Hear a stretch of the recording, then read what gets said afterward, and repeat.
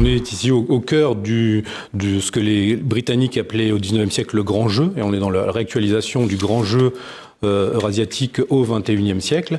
Et un pays comme le Kazakhstan fait penser à la configuration de l'Inde aussi. C'est-à-dire, c'est un pays qui peut jouer sur ce que les Indiens appellent le multi-alignement et essayer en quelque sorte de faire monter les enchères entre les deux blocs qui s'affrontent en Eurasie et justement se poser en quelque sorte en interface entre le camp occidental et le camp eurasiatique. Si justement on voit le monde comme un système monde, c'est ce que disait Mackinder dès 1904 dans son fameux texte sur le pivot géographique de l'histoire.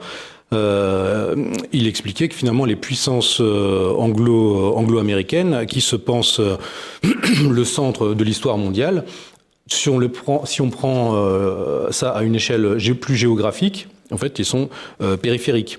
Et tout l'enjeu pour ces puissances, ça va être de contrôler, donc justement, ce que Mackinder appelait l'île mondiale, c'est-à-dire l'ensemble tricontinental, Europe, Asie et Afrique. L'idée centrale, c'est l'idée du contrôle de l'Eurasie. Vous avez cité la célèbre citation de Mackinder. En fait, il dit d'abord, qui contrôle l'Europe orientale contrôle le heartland eurasiatique. Et qui contrôle le heartland eurasiatique contrôle l'île mondiale. Qui contrôle l'île mondiale contrôle le monde. Donc, on voit tout l'enjeu de la guerre en Ukraine.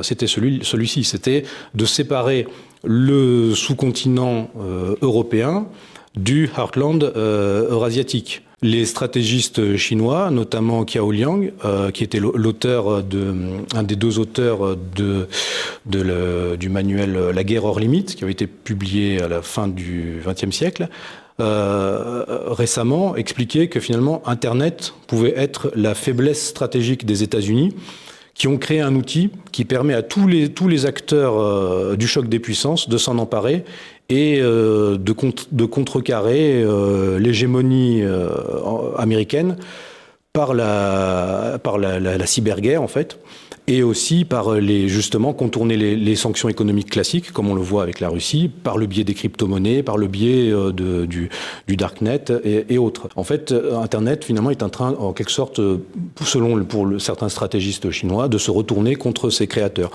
Donc, la force de l'Occident, ce sont ces innovations. La force de l'Occident, c'est pour ça que je parle de société ouverte contre Eurasie, c'est finalement son capitalisme, son libéralisme, c'était ça sa force, et que l'Occident a essayé d'étendre au monde entier. Le Global Gateway, mis en place par l'Union européenne, directement avec le Kazakhstan.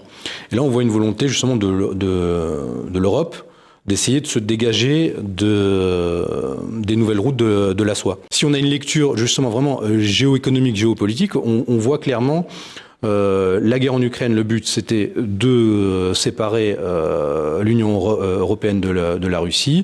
La guerre au Moyen-Orient, c'est maintenant de semer le chaos dans cette zone qui était, ou en fait dans cette zone dans laquelle les Russes et Chinois essayaient de maintenir un équilibre des puissances entre des ennemis régionaux. C'est-à-dire que les Chinois et les Russes arrivaient à la fois à traiter avec l'Iran ou avec Israël.